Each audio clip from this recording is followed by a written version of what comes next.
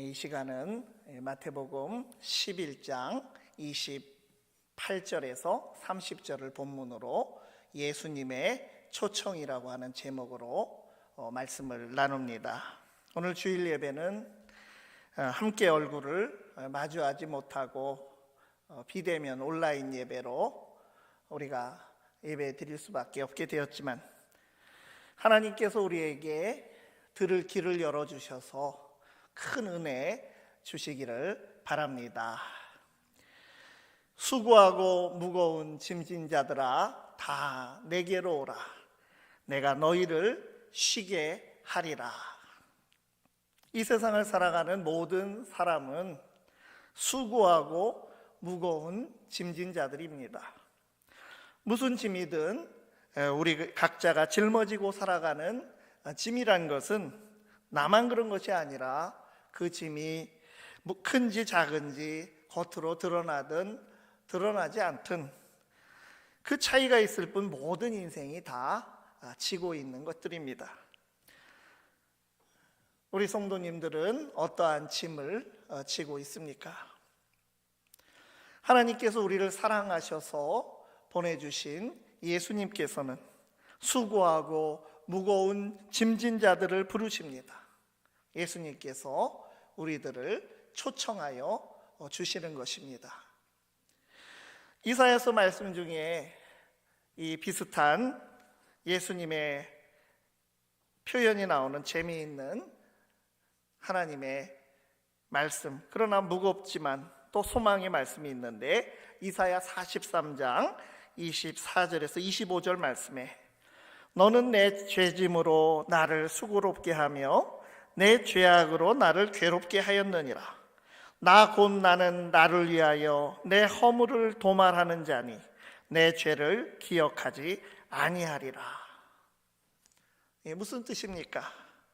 우리는 우리 자신들이 수고하고 무거운 짐진 자라고 생각하는데, 하나님께서는 하나님의 백성 이스라엘을 수고롭게 하거나 또는 괴롭게 하지 않으셨고, 오히려 백성들의 죄 때문에 하나님께서 수고로움을 당하고 괴로우셨다라고 하는 말씀입니다. 그럼에도 죄악과 허물을 지워 없애실 수 있는 유일한 분이신 하나님께서는 하나님 당신의 이름을 위해서 당신의 백성들의 죄를 도말하고 기억하지 아니하실 것이라고 하는 이 약속에 은혜의 약속을 주신 것입니다. 이러한 우리를 향한 하나님의 수고와 긍휼히 여기심이 더 크신데도 우리 주님께서는 죄 많은 우리를 수고하고 무거운 짐진 자라고 불러주셨습니다. 주님께서는 수고하고 무거운 짐진 모든 사람을 당신에게로 초청하십니다. 오늘 주님께서는 우리를 어떠한 은혜로 초청하고 계십니까? 첫째로 우리는 온유하고 겸손한 주님을 배우기로 초청받았습니다. 내게로 오라는 예수님의 초청은 내게 배우라는 초청입니다. 오늘 본문 중 28절과 29절은 똑같은 초청의 말씀인데 28절을 29절이 더 자세하게 보충해주고 있습니다. 수고하고 무거운 짐진 자들아, 다 내게로 오라. 내가 너희를 쉬게 하리라. 나는 마음이 온유하고 겸손하니 나의 멍에를 메고 내게 배우라. 그리하면 너희 마음이 쉼을 얻으리니. 주님께서는 우리의 삶이 수고하고 무거운 짐진 자의 삶에서 온유하고 겸손한 주님을 배우고 따르는 삶이 되라고 하십니다. 단순히 주님께 가까이 나오라고 하는 그런 초청만이 아니라 와서 주님께 배우라고 하는 초청의 말씀입니다. 이것은 지식적으로 가르침을 듣는 배움 정도가 아니라 수고하고 무거운 짐진 사람들을 온유하고 겸손하신 주님을 보고 배우며 그러한 삶을 사는 제자로 부르신 것입니다. 여기 배우라고 하는 말, 헬라어로 마테테라고 하는 말인데, 제자라고 하는 말이 바로 이 말에서 나왔습니다. 마테테스라고 하는 말이 바로 제자라고 하는 말입니다. 그러니까 제자는 주님을 따르는 사람이다. 우리가 이렇게 흔히 이야기를 하고 알고 있지만 그 근본 뜻을 본다면 배우는 사람이 제자라고 하는 이 의미가 더 강조가 되고 있는 것입니다. 우리는 주님의 제자로 부름을 받았고 배움을 받을 것을 요청받은 것입니다. 무엇을 배우는 제자입니까? 수고하고 무거운 짐진 자들인 우리는 온유하고 겸손한 주님의 삶을 배우고 또 따라야 하는 제자들입니다. 무엇보다도 우리가 우리의 주님이시며 위대한 선생이신 예수님께 배울 것은 하나님께 대한 겸손한 순종입니다. 주님께서는 십자가의 길이시며 그것이 죽음의 길임을 아시면서도 낙이 새끼를 탄 겸손의 왕으로 예루살렘에 입성하셨습니다. 그 장면에 대해서 마태복음 21장 5절에 이렇게 말씀을 인용을 하였습니다. 시온 딸에게 이르기를 내 왕이 내게 임하나니 그는 겸손하여 낙이 곧 멍에 매는 짐승의 새끼를 탔도다 하라 하였느니라. 이 겸손은 지읒받침에 낮다라고 하는, 낮아진다고 하는 뜻입니다. 주님은 하나님 앞에서 낮아지고 또 겸손하여서 낮아지셨습니다. 빌립보서 2장 5절에 초대교회 성도들이 그 예수님의 낮아지심을 이렇게 찬양했습니다. 예수님은 근본 하나님의 본체시나 그 하나님과 동등됨을 마땅히 취할 권리로 여기지 아니하시고 낮아져서 오히려 자기를 비워 종의 형체를 가지시고 사람의 모양으로 이 땅에 오셔서 십자가에 죽기까지 낮아지시며 복종하셨다고 하는 것입니다. 주님께서는 우리가 교만한 자가 되지 않고 하나님 앞에서 겸손한 자가 되기를 원하시는 것입니다. 또한 주님께서는 하나님 아버지께 겸손하실 뿐 아니라 사람들에게 온유하셨습니다. 완고한 사람들, 무지한 사람들, 혹은 오해하는 사람들, 또 불쌍한 사람들에게 온유하게 다가가서 하나님의 인자하심을 주님께서는 가르침과 실천으로 보여주셨습니다. 온유함이라는 말은 우리가 따뜻하고 부드럽다고 하는 그런 뜻을 가지고 있지만 이것은 약한 것이 아니라 오히려 강한 것입니다. 성령의 열매는 온유와 절제로 끝납니다. 온유는 힘이 있지만 절제할 줄 아는 것이 바로 온유입니다. 바울 사도는 온유와 관용으로 사람들을 상대한다고 하였습니다. 온유한 사람은 관용이 있습니다. 힘이 없어서가 아니라 마음이 넉넉하고 넓어서 부드러운 것입니다. 구약 성경에서 모세는 온유하고 겸손한 사람이라고 소개를 받고 있습니다. 민수기 12장 3절 말씀에 이 사람 모세는 온유함이 지면의 모든 사람보다 더하더라. 이 세번역 성경은 이렇게 번역했습니다. 모세로 말하자면 땅 위에 사는 모든 사람 가운데서 가장 겸손한 사람이다. 온유와 겸손이 이렇게 통하는 것입니다. 다혈질이었던 모세는 광야의 40년의 훈련을 통해서 하나님께 겸손하고 사람에게 온유한 자로 변화가 된 것입니다. 바울 사도는 본인이 온유와 관용으로 사역할 뿐 아니라 후배 목회자인 디모데에게 피할 것과 따를 것을 권면하면서 의와 경건과 믿음과 사랑과 인내와 온유를 따르는 선한 싸움을 하라고 말씀하였습니다. 이 디모데전서 6장의 11절 이하의 말씀입니다.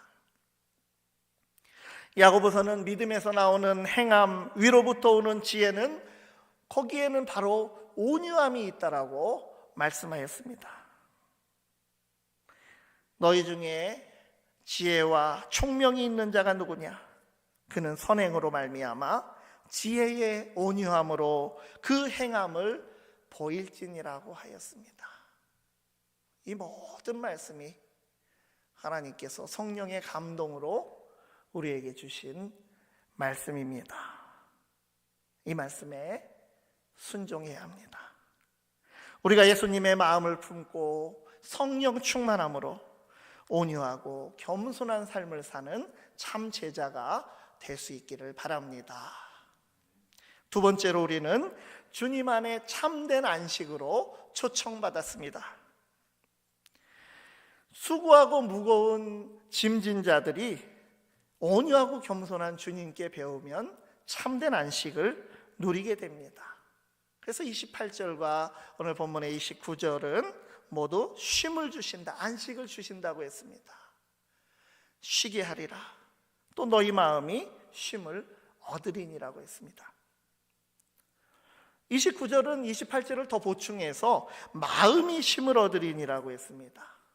이 마음이라고 번역된 말은 헬라어로는 영혼이라고 번역할 수도 있는 푸시케라고 하는 말입니다. 즉 우리의 내면으로부터, 우리의 영혼으로부터 울려나오는 진정한 안식으로 초청을 하시는 것입니다.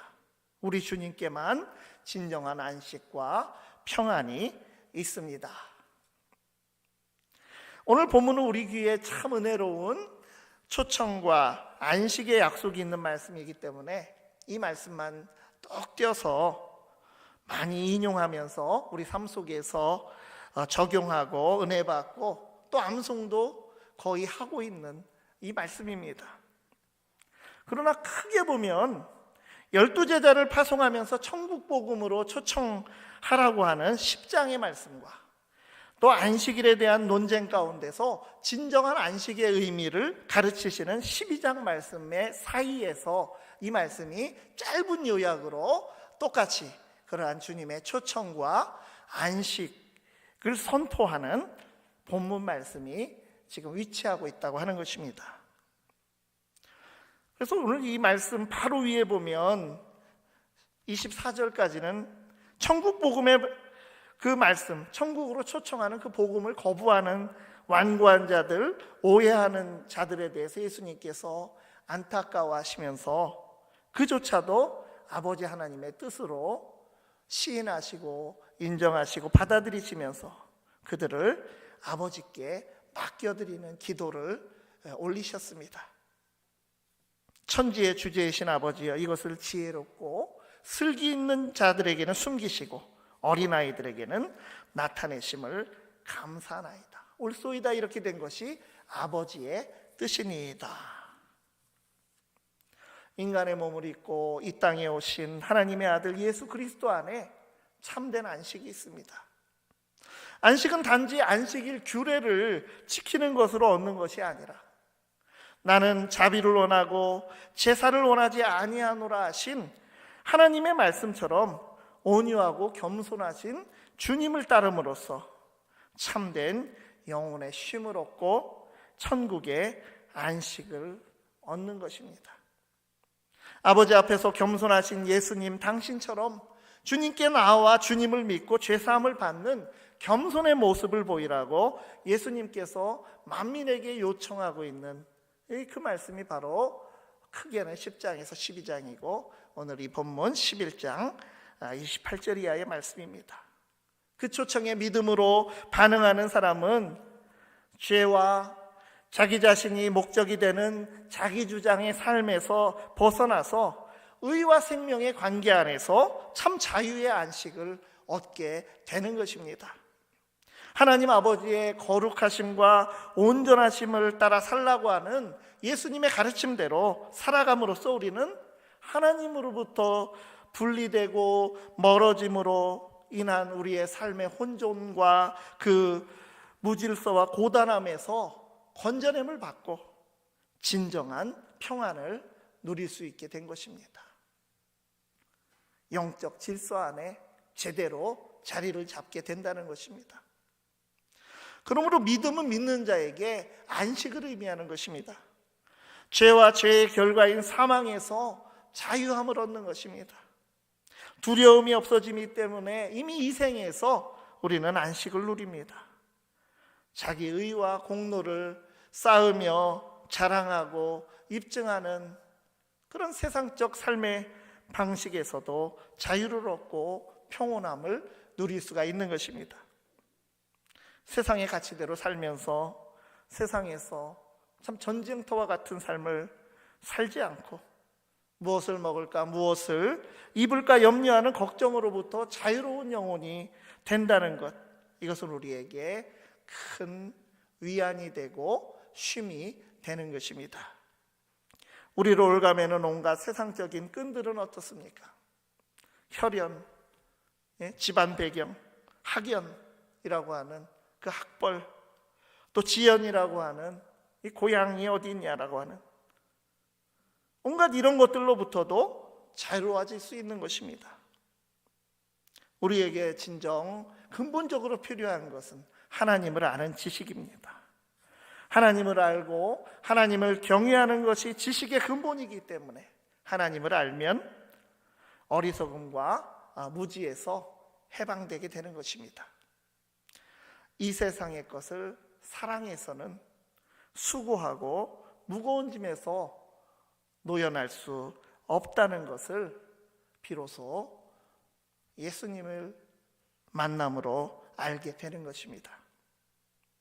우리가 하나님의 아들 예수님을 사랑하고 그분 안에서 하나님 아버지를 사랑하게 되면 그 품에서 안식을 얻게 됩니다.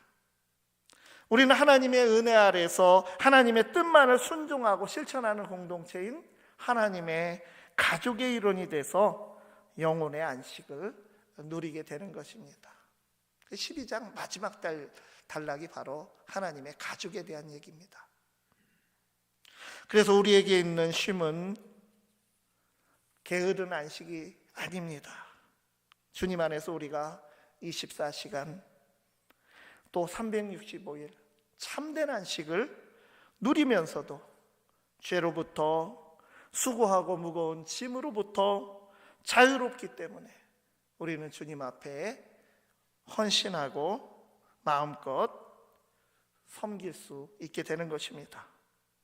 먼저 하나님의 나라와 그의 의를 구하며 예수 안에서 모든 것을 소유한 자로서 그 모든 것을 먼저 하나님의 뜻에 합당하게 사용할 수 있는 그러한 참 자유인이 되는 것입니다.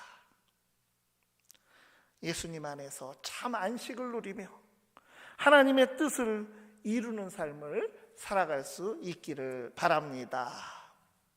세 번째로 우리는 사랑의 멍에를 매는 삶으로 초청받았습니다. 우리는 율법의 멍에를 벗고 예수님의 멍에를 함께 매는 삶으로 초청하시는 것이 예수님의 이 초청입니다. 다시 한번 예수님께서 수고하고 무거운 짐진 자들을 부르시며 하시는 말씀을 함께 읽어봅니다. 나는 마음이 온유하고 겸손하니 나의 멍에를 메고 내게 배우라. 그리하면 너희 마음이 쉼을 얻으리니 이는 내 멍에는 쉽고 내 짐은 가벼움이라 하시니라. 예수님께서는 나의 멍에를 메고 배우라고 하셨습니다. 우리는 주님이 수고하고 무거운 짐을 진 사람을 부르셨으니 당연히 그 짐을 내려놓고 이제는 그저 쉬기만 하라고 하시는 것으로 생각을 하는데, 주님께서는 수고하고 무거운 짐을 진 사람들에게 짐이 되는 멍에는 벗고 당신의 멍에를 매라고 하시며 그러면 쉼을 얻을 것이다. 정확히 이렇게 말씀을 하셨습니다. 이것은 주님께서 짐을 함께 져주시는 다른 멍에를 매는 삶으로 초청하시는 것입니다. 멍에는 두 마리의 소가 한 멍에에 묶여서 일을 합니다.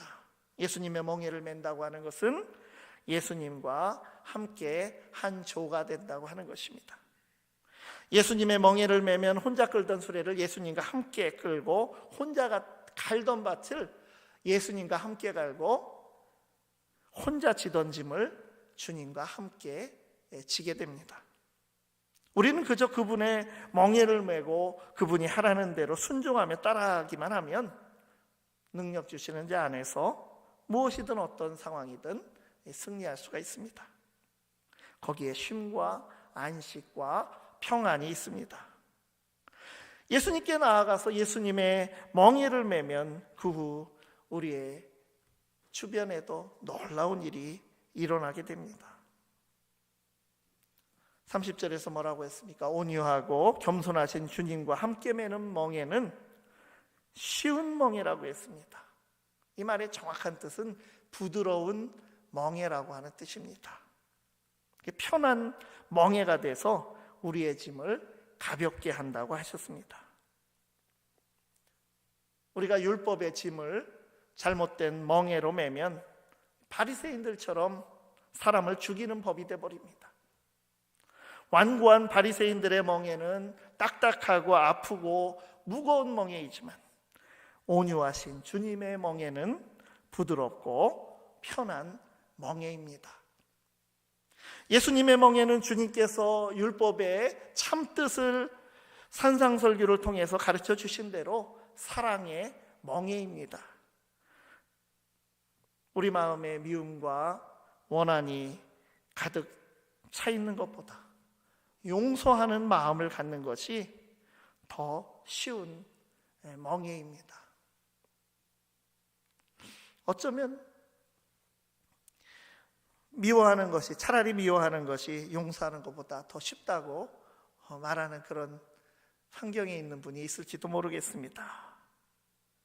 그러나 주님께서 함께 져주시는 사랑의 멍에로 우리는 우리가 할 수 없는 것들을 해낼 수가 있습니다. 미워하는 것보다 사랑하는 멍에가 더 가볍다고 하셨습니다. 마음에서부터 멸시하고 미워하는 자가 살인하는 자라고 하셨고, 마음에서부터 음욕을 품는 자가 간음하는 자라고 하셨고, 보복하기보다 더 베푸는 사람이 되라고 하셨고, 원수까지도 심지어 사랑하라고 말씀하셨습니다.